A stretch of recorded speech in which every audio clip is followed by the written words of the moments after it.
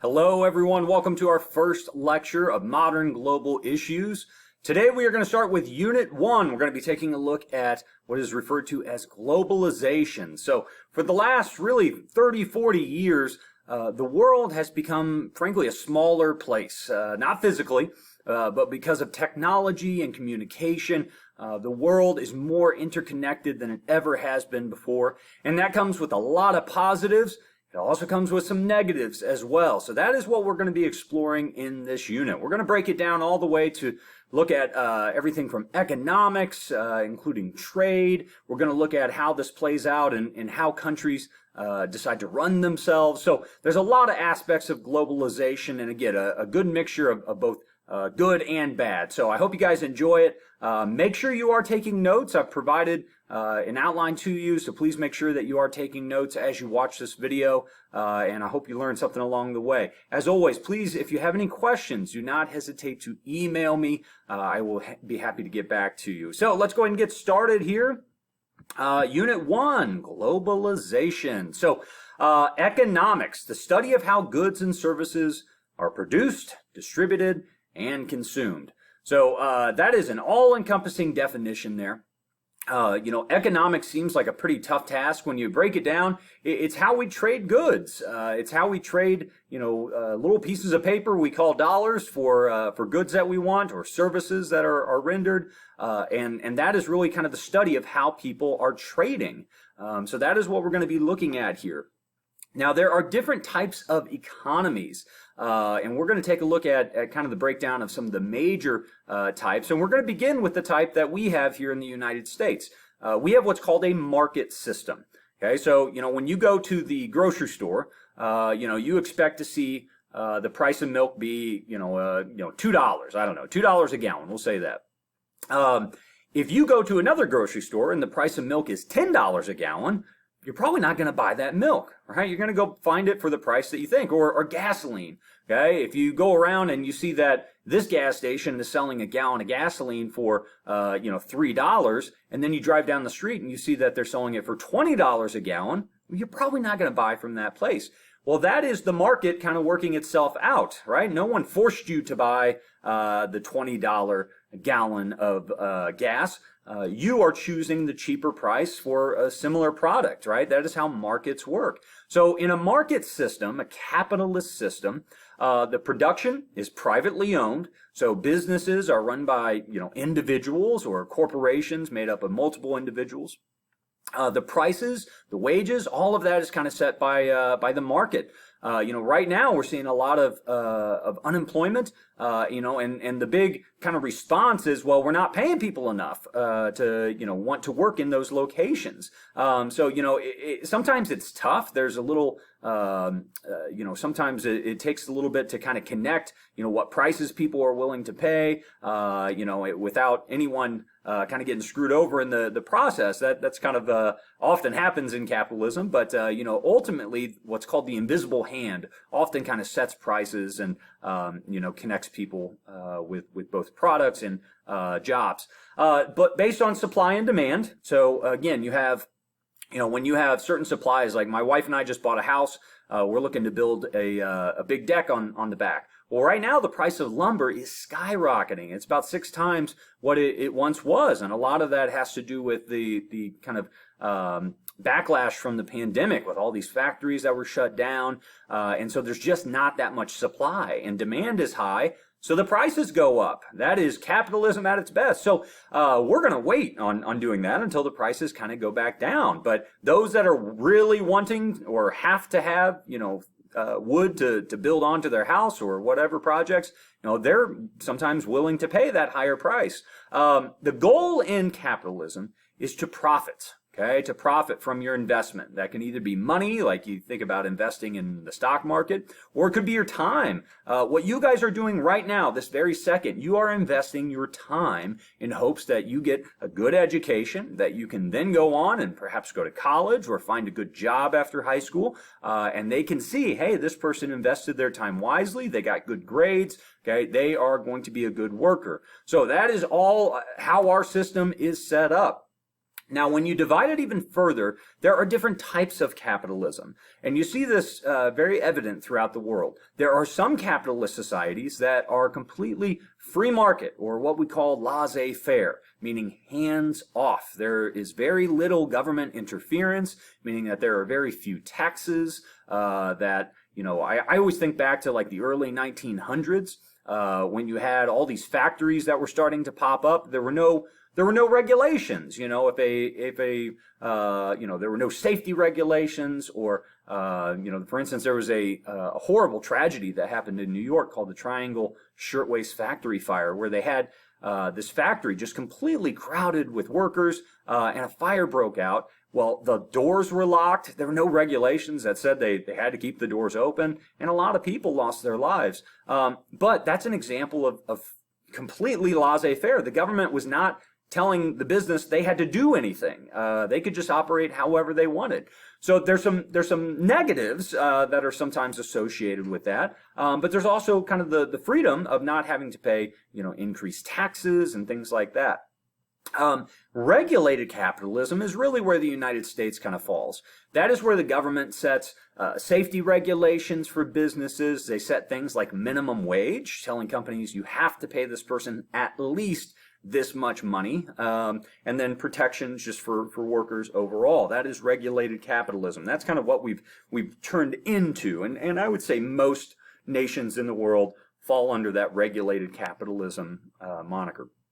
Now, there are also what are called planned economies. We'll talk about some examples of these in nations here in just a second. But a planned economy is when decisions about the economy are made by the government. Now, I'm talking big decisions, what to produce. I always think back to China in the 1960s. Of course, they had a communist government where the government was making some pretty big decisions, and you had to follow those decisions. Well, in the 1960s, the government decided, hey, listen, we are going to dump everything into steel. We got to make more steel, more metal. And so they quit farming. They quit doing all these other things, and they told the people they had to make steel. Well, then it got to the situation where, first of all, these weren't steel workers. They were farmers, and they didn't know how to make steel. So it was all pretty crappy steel. It wasn't holding up, and had a lot of problems from that. But then they didn't have any food because none of the farmers were actually growing crops anymore. So, planned economies, that's a very negative example of how it can play out. There in some cases, sometimes are some positive that can come of it. But in a planned economy, not only the decisions, but the production itself is set by the government. So if you think back to the old Soviet Union, they owned all the property in their country. The government did. It was not owned by individuals. And so the government made the decision on what to do with that property. So again, I'm getting ahead of myself, but we got two major forms of planned economies. You got socialism. We do see a lot of socialist societies today where the major forms of production are owned by the government. Education, health, some manufacturing, and in socialist societies, some private ownership may still exist. So you think about especially a lot of Northern European countries could fall under this category, where education is completely provided all the way from kindergarten, or really all the way from preschool up through college. But of course, they pay heavier taxes. Healthcare, a lot of European countries have healthcare paid for all their people. But again, that comes through taxes, and they increase taxes to pay for those. So it has to do with what people are willing to pay for, how much the government is providing. It all has to do with how much tax. And so, in our country, there's, socialism is often kind of a big taboo, don't want to do anything appearing socialist. I would say, hey, listen, you might want to, before you completely disown it, we do have a lot of socialist institutions where, that are paid for through our tax dollars. Even the post office, right? For the most part, that runs at kind of a zero profit because it's a benefit to all of us that business operates for the benefit of society. Communism is the extreme form of socialism. If you took socialism to its most extreme form, you would end up with communism.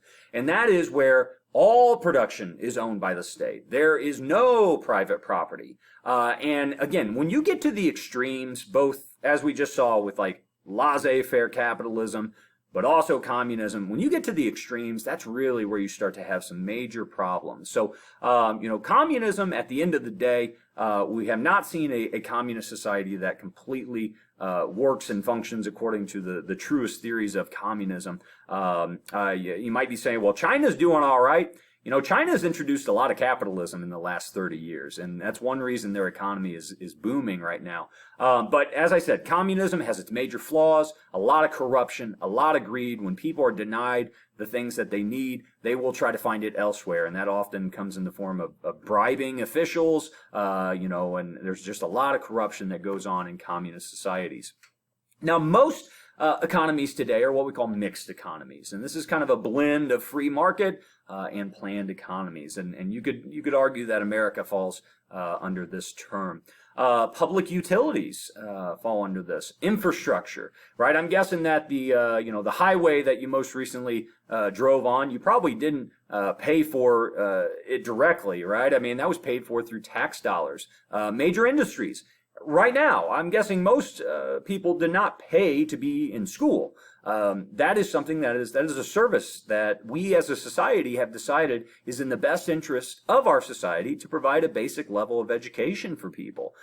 So again, the state, we pay through that, through taxes. But education is an example of something, a major industry that is provided through tax dollars. So again, it's a blend. It's not all or nothing, and there's some good and some bad about all of those.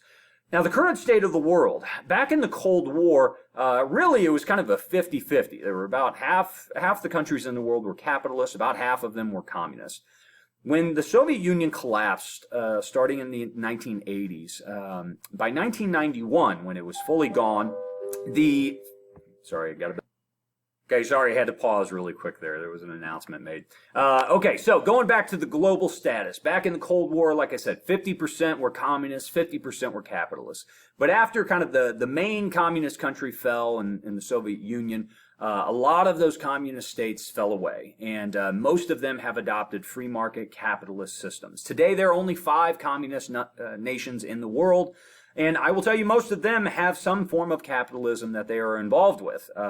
Especially as I mentioned, China. We see more private ownership. I mean, there's even billionaires in China today. It's not exactly a classless society. North Korea is probably the only one on this list that still maintains what I would see as kind of a true communist state. That is the last real totalitarian state in the world. And we're going to take a deeper look here in just a few minutes at Korea, North Korea in particular.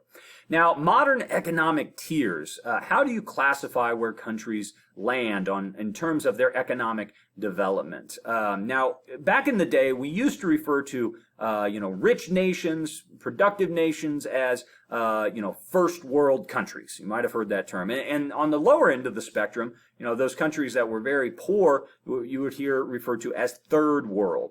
Well, that doesn't really incorporate a lot of what's going on in those nations. So they've developed new terminology to refer to countries like that. So at kind of the lower end of the spectrum, you have what are called developing countries. And this is countries that have often very little industry, lower GDP per capita, so that's how much product is being made in that country per year.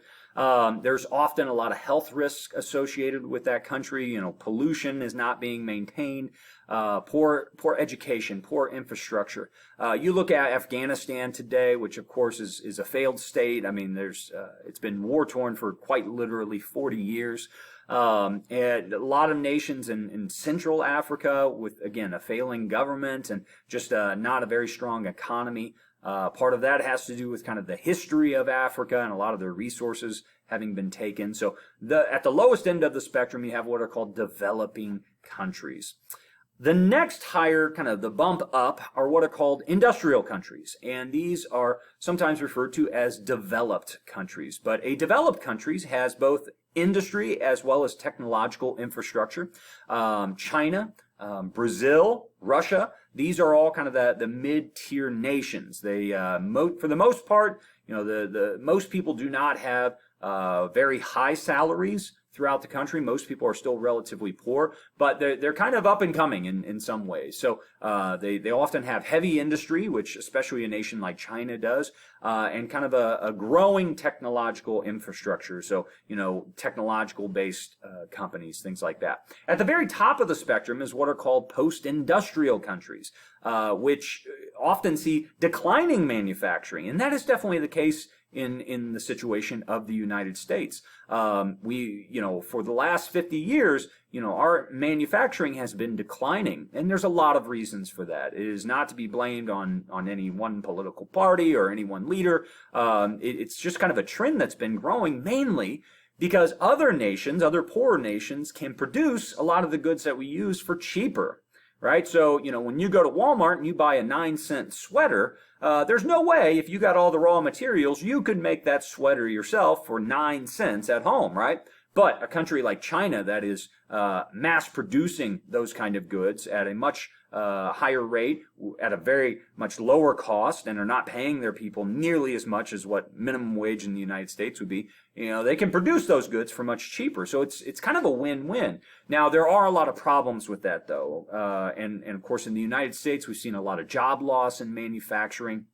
But that has been replaced in some situations by a larger service industry. So, most people, or many people, I should say, today are involved in the service industry. Whereas 50 years ago, their parents or grandparents may have been working in a factory. Okay, so times have kind of changed in the United States, and we're seeing this really for the first time in world history start to develop. The United States is a great example of a post-industrial country. 70% of our workforce is service-based, okay, providing a service for someone else. So we're not necessarily producing as much as we once did. We are still buying quite a bit. We have the blessings of being the wealthiest country really in the history of the world. And so we buy a lot of our products from other nations, and we don't necessarily make them here. Here's an example of it's a great graph that kind of shows this trend. So on the far left side, you got at the bottom, you have the years 1850, and in the lower right-hand corner, you have 2010. So this shows kind of the transition that happens, where, these primary industries, most people are not working in a steel mill anymore, or, they're not working in a textile factory, at least in the United States. That has declined rapidly, but you do have service industry that has gone up quite a bit. So, just overall, our economy has changed, and a lot of that is because of globalization, because of other changes happening throughout the world, and frankly, other people rising to the level that we once were. So, if you want to kind of look at it as an overall global trend, our manufacturing at one time, we were, the top nation in the world in terms of industrial output. But that has declined because other nations have figured out how to do that at a cheaper cost, and it's allowed us to spend our money elsewhere.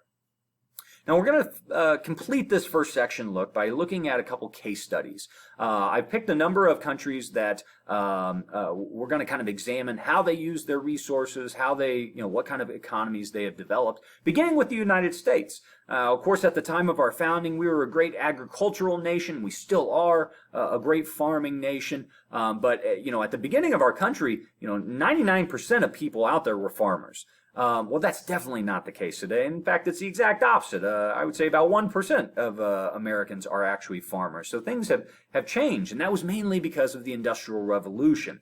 When we started to see this transition from from muscle power to machine power, that brought with it some challenges, but also a lot of wealth to our country.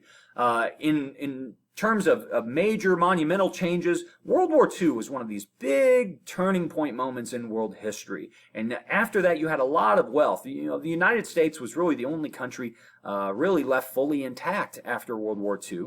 And so you did have a lot of money coming into the United States. We were selling a lot of goods overseas. And today, we still basically are in control of 25% of the world's economy. That's a pretty amazing marker there. Now, China is another one of these up-and-coming nations that as we hear from political leaders, is often challenging us in terms of the economy. I would say we don't need to be quite worried too soon. They are still lagging behind quite a bit in many areas, but definitely starting to challenge us economically and in some other ways. China also started out very poor. As an agricultural nation. Mao Zedong was the communist leader that overtook that nation in a revolution in the 1930s and 40s. By the 1980s, and by the way, the next few decades, I used to go way in depth with this, but we don't really do it anymore.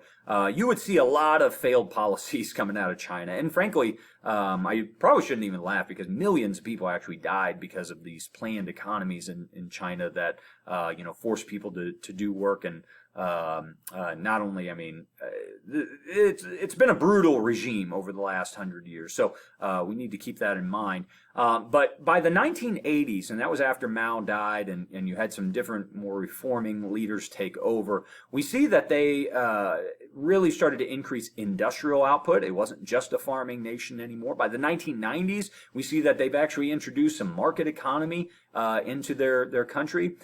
Today, by the way, I went to China a few years back, probably about 10 years back, and I enjoyed my time there. It was pretty amazing to see a lot of the, I was able to see both the city and the countryside, and there is a stark contrast. I mean, the cities in many ways look very much like our cities. I mean, you would drive down the road, and I remember seeing Walmarts and KFCs and McDonald's, and it's all those brands that are out there. You go to the countryside, and it is some of the poorest people that you could ever see. So there's still kind of a disconnect in China today, and it'll remain that way for quite a while. Today, China dominates low-skill manufacturing. So a lot of just very low-level manufacturing can be done in China at a much cheaper cost than it can be done here. The state government controls the economy, invests heavily internationally. As within the last few decades, China has purchased many U.S. bonds, about $1.3 trillion worth of U.S. bonds. U.S. bonds are basically a loan. Basically, they give us their money, and we promise to pay them back with interest later on. And it's a good thing for both countries. We get the initial money. They get to invest in something that is extremely stable, the United States economy, and basically they'll make a little bit of money off that elsewhere. There is a growing concern, though. How much is too much? How much should we owe China? I mean, is $1.3 trillion too much? Are we getting ourselves in trouble by owing, taking on too much debt with China? Time will tell on that. Another country I'd like to take a quick look at is Russia. And Russia, very interesting history. They had a communist revolution in 1917 with a planned economy, probably as close to a communist system as we truly have seen in world history. There was a lot of internal and external pressure in Russia, or I should say the Soviet Union during that time. In the 1980s, they tried to introduce some capitalism. It did not work. In fact, it had kind of the exact opposite effect that they wanted in terms of, really capitalism being popular and communism failing. So what you see is the people kind of began to fight back, and by the end of the 1980s, the Soviet Union was really in trouble. Now today, Russia has a very small oligarchical class, and what that means is that there's a handful of very, very wealthy people. Most people are fairly poor. You can see there their world rank by wealth. They rank in terms of individual wealth 107th out of 171. That's not very good, even though they have the 7th highest population. So the problem with Russia today is a lot of the money went into the hands of very few individuals at the end of communist rule, and those individuals are ruling Russia. And as you can imagine, they're not quite excited to share the wealth. Now, to wrap up our first section here, we are going to take a look at how similar nations use their resources, and there's perhaps no better example than Korea. Now, Korea used to be one country, but with World War II, it was divided up and has remained divided into North and South Korea today. North Korea became a communist nation. South Korea became a capitalist nation. And these two countries, even though they are historically the same people, have, for the most part, the same resources, since World War II have gone completely different directions. You can see today, if we just compare some of the numbers, and I'm not expecting you to memorize or know these numbers, but you look at the very bottom there, look at the number of exports, for instance. North Korea exports 45 billion. But when you compare that to the South, who exports $577 billion. The GDP is perhaps one of the most stark differences.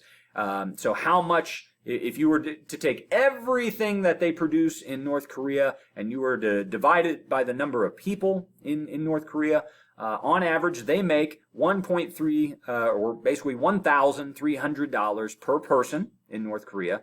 In South Korea, it's 33,000. 33 times the amount that they make individually in South Korea than North Korea. Vast differences there. All you have to do is look at a satellite picture to see how the two countries have gone completely different directions since World War II. The development of these two countries. North Korea today, again at night, you can see that North Korea is pretty much blacked out.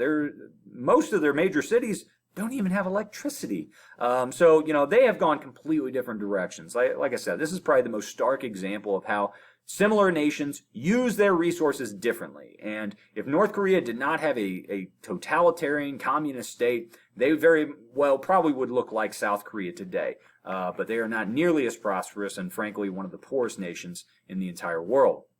Two other countries that are very similar, in fact, they used to be a part of the same country, are India and Bangladesh. Now, the division happened once again after World War II, where Bangladesh broke off. It originally was called East Pakistan, but today is called Bangladesh, primarily Muslim country. India is primarily Hindu. Both still have other religions within. But when you look at their economies, India has kind of followed the U.S. model. They started out very strong in terms of industry. They were especially manufacturing of cloth and textile. You look at the tag on your clothing, a lot of times it used to come from India. Now it probably comes from Bangladesh because India has changed their focus.